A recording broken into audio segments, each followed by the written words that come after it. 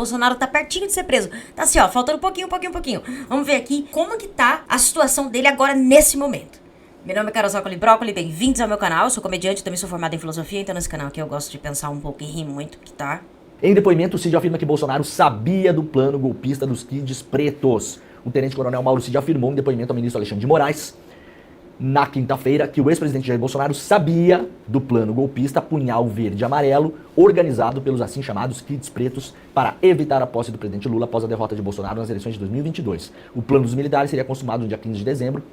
Também previa o homicídio do presidente Lula, do vice-presidente Geraldo Alckmin e do ministro Alexandre de Moraes. A coluna não conseguiu confirmar se Cid informou que Bolsonaro tinha conhecimento também sobre o planejamento dos assassinatos. Isso aqui é informação exclusiva, levantada pelo iclnoticias.com.br. Agora a gente tem que esperar para ver informações complementares, né? Daqui a pouco eu vou falar sobre a linha de defesa do Bolsonaro. Aliás, linha de defesa, que modéstia à parte, a gente vem aqui antecipando há meses, né? Há meses, desde o ano passado, aliás. A gente vem antecipando e vem se comprovando essa linha de defesa, tá? Daqui a pouco a gente vai falar sobre isso também. Cid implica Braga Neto em plano para matar Lula e Moraes. O tenente-coronel Mauro Cid implicou o general Walter Braga Neto, ministro e candidato a vice de Jair Bolsonaro, nas eleições passadas, né, perdidas, do plano para assassinar o presidente Lula, Alckmin e o Alexandre de Moraes. O Cid confirmou o envolvimento do Braga Neto em audiência com o próprio Moraes. A Polícia Federal havia pedido a rescisão do acordo de colaboração premiado de Cid após descobrir que ele havia omitido informações sobre a trampa para assassinatos. A PF já havia descoberto que a reunião para dar início ao plano dos assassinatos havia sido realizada na casa de Braga Neto. Então o Mauro Cid, ele tinha omitido, na delação anterior, pelo que eu entendi, ele tinha omitido algumas coisas. Uma vez que o Xandão conseguiu abrir o computador dele, ele teve que falar. Cid participou desse encontro, também estiveram presentes parte dos militares com formações em operações especiais, os assim chamados kids pretos, e aí o Cid teve os seus benefícios mantidos da delação, porque, segundo a apuração da Juliana Dalpiva, ele confirmou duas coisas: que o Bolsonaro sabia que havia um plano em marcha para evitar a posse do Lula, não necessariamente, pelo menos por informações preliminares, o Bolsonaro sabia desse plano de execução do ministro e, eventualmente, a ideia de executar Lula e Alckmin, mas em relação ao Braga Neto, segundo apurou a Juliana, Cid confirmou que Braga Neto sabia deste plano também. A PF também já deu indícios de que Braga Neto não só sabia, como participou como articulador do plano, tá? Não do plano geral, mas dessa operação especial, específica, para fazer emboscada no ministro e, eventualmente, assassinar envenenados, que era a ideia inicial, Lula e Alckmin, tá bom? Pra gente separar bem as coisas aqui, porque isso é importante. O STF prevê julgar Bolsonaro sobre o golpe em 2025 para evitar o calendário eleitoral de 2026. Isso aqui é informação da Folha, publicada pelo iclnoticias.com.br. Os ministros do Supremo avaliam que o julgamento do Jair Bolsonaro, de militares e de aliados, deve ocorrer no primeiro semestre do próximo ano já, né? Olha só, a gente está em novembro de 24, né, Gabriel? Tô maluco. Novembro de 24. Julgamento no primeiro semestre do ano que vem. A gente está falando, olha só, vamos lá. A leitura de 3 ministros ouvidos pela Folha e auxiliares é que a conclusão dos processos no próximo ano é relevante para evitar o prolongamento das discussões sobre as investigações. Ainda são bem vistas no Supremo as ideias de dar uma resposta definitiva para o caso antes da eleição de 2026. Qual que é a ideia aqui? A Folha ouviu em off 3 ministros do Supremo, não sabemos quem são.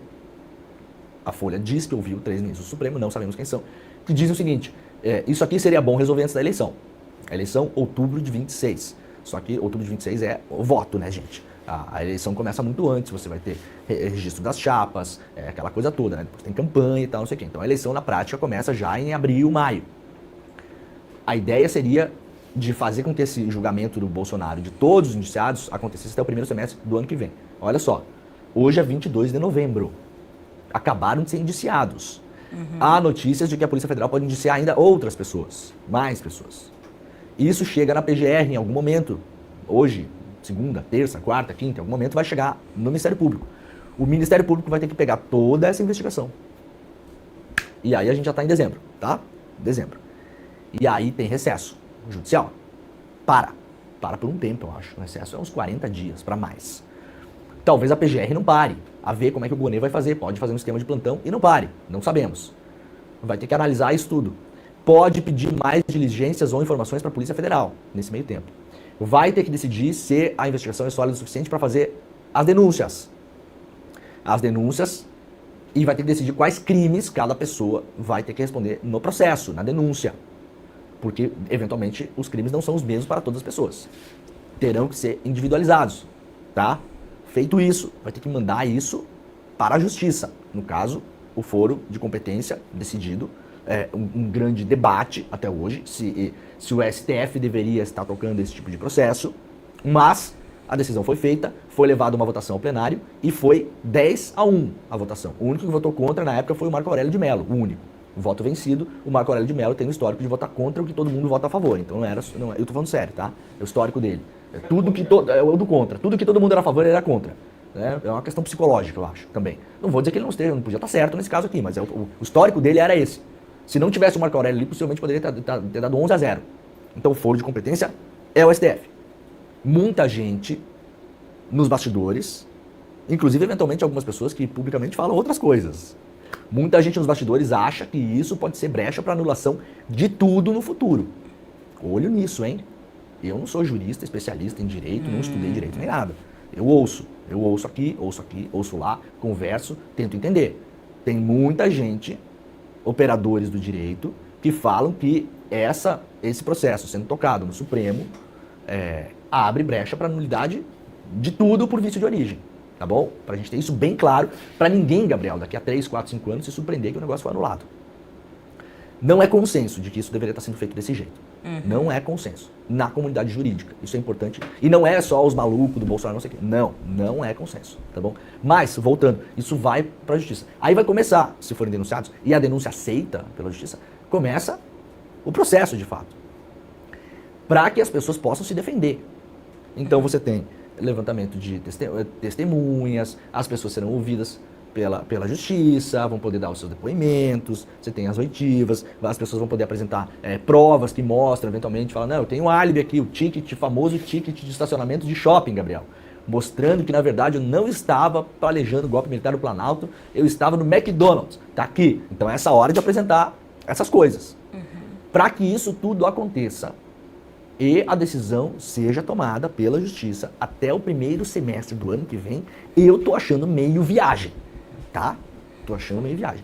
E espero profundamente. Não, mano, vamos correr com isso. Pô, vamos correr com isso aí, gente. O Brasil tá esperando isso. Isso vai ser maior que o carnaval. Ó, faz isso já pertinho do carnaval. Vai ser grande, gente. Grande dia. Um prazo seja atropelado, que as pessoas tenham pleno direito de defesa. É porque eu gosto de militar golpista? Não. É porque eu não quero ver mais brechas para nulidades. Essa é uma das grandes questões que a gente tem que ficar de olho. Tá? Muito bem. A Polícia Federal deve fazer nova leva de indiciamentos por golpe na semana que vem. A polícia deve fazer uma nova leva de indiciamentos na semana que vem. Os 37 nomes atuais devem passar de 40, segundo informações do ICL Notícias aqui na coluna da Juliana Dalpiva. Os novos nomes devem vir de novos elementos colhidos esta semana após a deflagração da operação contra golpe. Entre os novos indiciados, a coluna apurou que estarão pessoas citadas em depoimento pela Polícia Federal de Vladimir Matos Soares. Ele foi alvo da operação contra golpe e acusado de vazar informações sobre a segurança do presidente Lula para os kits pretos envolvidos no plano de assassinato. Soares revelou os nomes dos responsáveis para cooptá-lo para a trama golpista. Entre eles está o policial federal Alexandre Ramalho, que estava lotado na época na ABIN. Claro que a ABIN paralela está no meio desse bolo todo, né? Cerco a Moraes coincidiu com discussão de minuta de Bolsonaro e militares. As provas colhidas pela PF indicam que, enquanto as discussões da minuta para dar um golpe de Estado evoluíam entre Bolsonaro e seu entorno, entre novembro e dezembro de 2022, o cerco ao ministro Alexandre de Moraes, então presidente do Tribunal Superior Eleitoral, foi posto em curso por militares das Forças Especiais, os kits pretos. Essa minuta de decreto presidencial que estava nas mãos de Bolsonaro determinava, entre outros pontos, a prisão de Moraes. Nós já lembramos sobre isso aqui, né? Tem a tal da minuta encontrada com Anderson Torres e tem essa outra que teria sido redigida pelo Felipe Martins, ex-assessor especial para assuntos internacionais da Presidência da República. Essa minuta, segundo o depoimento do ex-comandante do Exército Brasileiro, essa minuta foi lida em uma reunião de voz alta para onde estavam Bolsonaro e os comandantes das forças para ver se colava. Esse é o depoimento oficial do ex-comandante do Exército Brasileiro. Segundo ele, o almirante da Marinha teria dito, beleza, vamos lá, que legal dar um golpe, né? O da Aeronáutica ficou meio ali, não sei qual é que é, vamos ver, na volta a gente compra, né, Gabriel? Ficou no Na ar. volta a gente compra o golpe, tá? Calma. E segundo o militar general que comandava o Exército, ele ele, então comandante do exército, teria dito ao Bolsonaro que aquilo não se faria e que se levasse adiante aquele golpe, ele daria ordem de prisão para o Bolsonaro. Tá? Essa é a história que foi contada por ele em depoimento oficial registrado pela Polícia Federal nos autos da investigação. Gente, foi muito por pouco. Vocês têm noção disso? Foi muito, muito, muito por pouco. Você imagina, vamos pensar no Brasil se o Bolsonaro tivesse conseguido, né? Como que seria, né, hoje? Eu não sei nem dizer. Eu não tenho noção de como que seria. Assim, eu não tenho noção do que é viver numa ditadura, assim. Esta minuta, na verdade, era um decreto. Se você for ler ele, dá para ler ele como se fosse o Bolsonaro numa cadeia de televisão, Gabriel. E rádio no Brasil, aquelas, né? Agora fala o presidente da República, lá. Dá para ler esse texto como se fosse o Bolsonaro lendo isso para a nação. Porque é de fato, né? Decreto isso, dados devidos acontecimentos, então agora a gente vai fazer tal coisa, vai fazer uma devassa no Tribunal Superior Eleitoral, vai haver... Digo mais, a nossa sorte é que nessa época os Estados Unidos já estava com o presidente Biden e não estava dando moral pro Bolsonaro. Porque você imagina se o governo americano dá uma moral pro Bolsonaro e fala, vai lá, Bolsonaro, vai lá. Entendeu? Aonde que a gente estava agora? Igual se teve fraude na urna e tal, não sei o quê. E resumo vai cortar as comunicações dos ministros do STF e do TSE, vai afastá-los das suas posições, iriam poder acessar as comunicações dos ministros e eventualmente caçá-los das suas atribuições. Só pra gente lembrar. É muita confusione, né, Gabriel? Então tem que ir lembrando a galera, né? PF liga a tentativa de golpe e caso da ABIN paralela ao indiciar Bolsonaro. A Polícia Federal aponta no relatório final que indiciou Bolsonaro e outros 36 a relação entre pessoas envolvidas com a tentativa de golpe de Estado e a chamada ABIN paralela. A estrutura da ABIN foi alvo da Operação Última Milha e mira ao menos 4 indiciados ontem na trama golpista. São eles o Alexandre Ramagem, que era diretor da ABIN, deputado federal, o general Augusto Heleno, ex-chefe do GSI, que estava comandando a ABIN estava sob o Heleno, o policial federal Marcelo Bornevetti, que nós já exploramos várias vezes o nome desse cara aqui, que foi plantado dentro da ABIN para comandar essa estrutura paralela que usou inclusive software de monitoramento para monitorar geolocalização de, segundo informações divulgadas pela imprensa, mais de 1000 telefones celulares. Entre eles, Gabriel, o meu, né? O meu. Então, cuidado ao sair comigo, Gabriel. Espero que esse aqui já não esteja mais monitorado. De todo modo, a minha vida é tão chata e sem emoções que eu acho que o pessoal que me monitorava vai desistir em 2 dias. Né? A pessoa só trabalha, fica em casa jogando videogame com o filho, e joga futebol e faz churrasco. Jornalista, gente. Isso, né? Nem beber, não bebo mais, Gabriel. Pensa numa vida monótona minha, Gabriel. O outro também é o subtenente do Exército Giancarlo Gomes Rodrigues. Ao divulgar o indiciamento no inquérito, a PF afirma que as investigações apontaram que os investigados se estruturaram por meio de divisão de tarefas, o que permitiu a individualização das condutas e a descoberta de núcleos. Um deles é o núcleo da inteligência paralela, que estava plantado dentro da ABIN. Militares indiciados pela PF queriam arrastar promotor e deputados para o gabinete do golpe, reporta hoje aqui o Estado de São Paulo. A Polícia Federal descobriu que o gabinete de crise concebido por militares bolsonaristas em 2022 seria formado por 5 generais e 11 coronéis. Eles teriam a missão de pacificar o país após um golpe de Estado que previa o assassinato de Lula e Alckmin e de Alexandre de Moraes. O plano, intitulado Punhal Verde e Amarelo, incluía uma estratégia para influenciar a opinião pública e controlar as ações de comunicação do governo e assim evitar ilações que desinformassem a população, porque, claro, a ideia era incutir na cabeça da população que eles estavam salvando o Brasil do comunismo, como foi em 64. Não é nada diferente, é o mesmo lero-lero, o mesmo blá-blá-blá. Não, e hoje tudo isso eu fico pensando, assim, né, nessa época da ditadura e tal, que foi essa contra... Será que não era a mesma coisa? Tinha meia dúzia de comunista de verdade e o resto era só gente normal, assim, sabe? Que, tipo... E aí eles fizeram a mesma coisa e não tinha perigo comunista nenhum. Às vezes eu fico pensando isso. Porque não é porque naquela época teve a Rússia, né, comunista e tal, sei lá, teve a Revolução Cubana. Não é porque houve isso que aqui o comunismo teve alguma força, entendeu? Então eu fico pensando se não era também totalmente viagem. Porque o medo que eu vejo algumas pessoas, o medo real que eu vejo algumas pessoas sentirem do comunismo, tanto nos Estados Unidos, que tá a mesma coisa, né, quanto no Brasil... Eu fico pensando se lá, na época da ditadura, não era a mesma coisa. Que no fundo não tinha perigo nenhum. De sempre.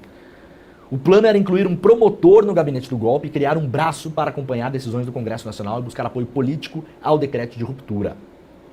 Os 3 generais que integrariam a cúpula desse gabinete seriam Mário Fernandes, Augusto Heleno e Braga Neto. Em relatório, a PF apontou 6 núcleos golpistas, né? A PF tem ultimamente feito essas divisões aqui. Então, aqui estão o que seriam os núcleos desse golpe. Então, veja, é um negócio bem estruturado, tá, gente? Claro, tudo a definir dentro da justiça. A gente não sabe como vai terminar esse negócio. Não sabemos nem mesmo se todos os indiciados serão denunciados. Não sabemos se todos os denunciados terão a denúncia aceita pela justiça. Ou seja, não sabemos se todos esses indiciados hoje virarão réus de fato. Pode ser que não. Pode ser que não. E, aliás, pode ser que não com justiça. Porque vamos aqui admitir que nós não sabemos. Não sabemos. A gente não tem acesso a toda a investigação. A gente não sabe se desses 36 aí não entrou 1, 2, 3, 4 de gaiato na história. Tava ali passeando e tomou. Não, pode estar lá, Gabriel, numa reunião e tal, mas os caras começaram a falar e aí você não tem comprovação que o cara estava ali com o intuito de dar um golpe de Estado, entendeu? Pode ter ligação com os caras, mas você precisa provar que o cara estava com a intenção disso, né? Não é simplesmente você estar ali. Não é assim que funciona, né? Não é Twitter. Não é Twitter. Não pode ser Twitter. Diz que me diz, que falou que estava, teria dito, teria visto, teria estado. Não pode. Você não pode mandar alguém pra cadeia pra isso, desse jeito, né? Não pode mesmo. Porque senão depois sai. Depois anula, sai. E é pior. É pior. Pode causar impunidade, pode causar, no caso dos políticos, vitimismo e pode recolocar pessoas na cena política como vítimas de uma armação judicial. A gente tem que cuidar com isso, né? O processo é uma coisa séria. Tá aqui os núcleos, ó. Núcleo de desinformação e ataques ao sistema eleitoral. Núcleo responsável por incitar militares, elegia alvos para ampliar os ataques pessoais contra militares em posição de comando. Lembram que os militares que resistiam a essa história de golpe eram rapidamente taxados como comunistas e os seus rostos espalhados pelo gabinete do ódio? Lembra dessa história? A PF identificou isso aqui também. O núcleo jurídico. Eles chamavam de melancia, lembra? Que era verde por fora, né? Porque é militar, e vermelho por dentro. Para dar um ar legal à manobra, né? Núcleo operacional de apoio, executava medidas para manter as manifestações em frente aos quartéis. Olha. Núcleo de inteligência paralela, coletava dados e informações que pudessem auxiliar a tomada de decisões sobre o golpe de Estado e monitorava o deslocamento do ministro Alexandre de Moraes, do Lula e do Alckmin. E núcleo operacional de medidas coercitivas encarregados de anular adversários do golpe, ou seja, se preciso, matá-los. Se matassem Lula, Alckmin e Alexandre, Gabriel, e instituíssem este novo regime, eu fico imaginando o que aconteceria com nós, meros mortais, né? Principalmente trabalhadores dessa coisa linda chamada jornalismo. Né? Onde estaríamos nós? Onde estaríamos? Para onde a gente ia ter que ir? Eu penso muito isso. Aonde eu estaria? Porque assim, eu sou comediante, eu faço piada, né, com política, principalmente, né, faço muita piada com o Bolsonaro e a extrema-direita e tal.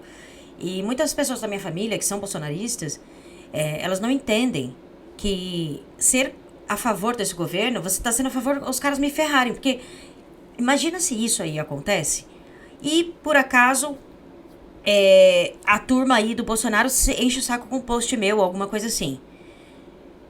Sabe? E aí, o que vai acontecer comigo, entendeu? Jornalista, o Leandro Demore estava sendo monitorado, gente. O celular dele sendo monitorado. Olha que loucura. A gente passou por muito pouco. A gente foi por um triz, assim. Então eu tô muito feliz de ver a justiça sendo feita. Eu acho que a gente tem que ficar muito esperto com isso. Com esse caso. E não deixar a coisa desbandar, sabe? Vão fazer pressão. A gente precisa... Cara, o Bolsonaro, ele precisa pagar de alguma maneira. Quantas pessoas que eu conheço que perderam entes queridos, pessoas muito importantes na vida por causa de Covid, porque o filho da puta não me respondia e-mail da Pfizer. Sabe? Então, assim, tô louca pra ver o final dessa história. Tomara que isso se resolva logo. Vamos lá, gente. Pau, ó. Esquece Natal, esquece... Ó, meus queridos, meu pessoal do jurídico, esquece Natal, esquece Ano Novo. Vamos colocar o Bolsonaro na cadeia, que é isso aí que o povo quer. É isso? Meu nome é Carol Zócoli Brócoli. Se você quiser aprender a fazer stand-up, eu tenho um curso online. Tá lá na Hotmart. O link tá na descrição.